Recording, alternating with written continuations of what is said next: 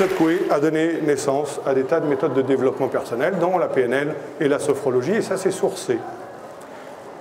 En relisant le bouquin, je suis malheureusement tombé sur une loi annexe qui va à l'encontre d'un vieil adage gaulois. La loi annexe dite de l'effort converti, elle est résumée en bas, plus on veut, moins on peut.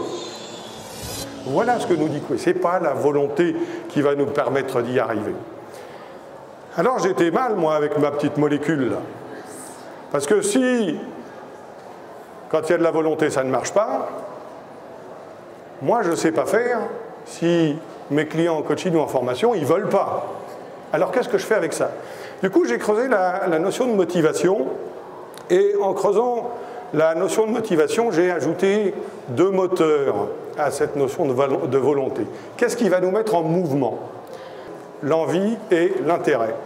Et quand je me retrouve face à des gens qui me disent « je veux »,« il faut »,« je dois », c'est les deux premières questions que je pose. Est-ce que vous avez envie et est-ce que vous y avez un intérêt? S'il n'y a pas au moins un oui à ces deux questions, c'est même pas la peine de chercher à faire le travail.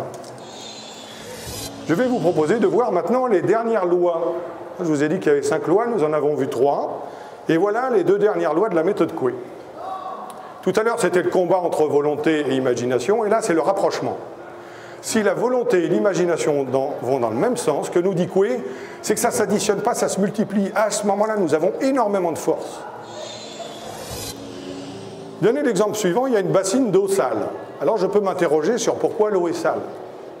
Je peux même aller dans cette bassine avec une petite épuisette, avec des filtres, et petit à petit chercher à nettoyer l'eau. L'approche de Coué est différente.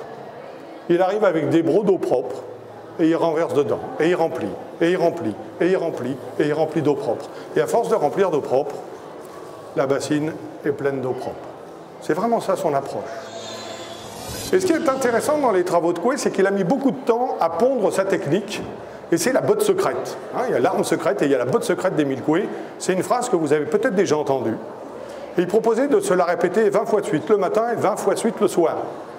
Cette phrase est traduite dans toutes les langues et on la retrouve dans toutes les langues. Tous les jours, à tout point de vue, je vais de mieux en mieux. Tous les jours, c'est aujourd'hui, c'est demain, c'est la semaine prochaine.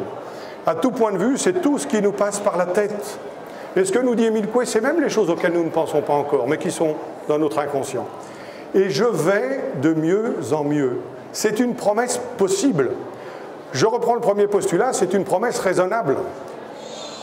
S'il y a une parole négative qui est prononcée, il faut au moins 3 paroles positives derrière pour contrer cette parole négative. Alors tout ça, ça demande un effort, hein, parce que dans notre culture, nous pouvons avoir un peu de mal à être toujours positifs. C'était encore évoqué ce matin. Comme dirait notre ami Voltaire, qui a décidé d'être heureux parce que c'est meilleur pour la santé, il faut cultiver son jardin.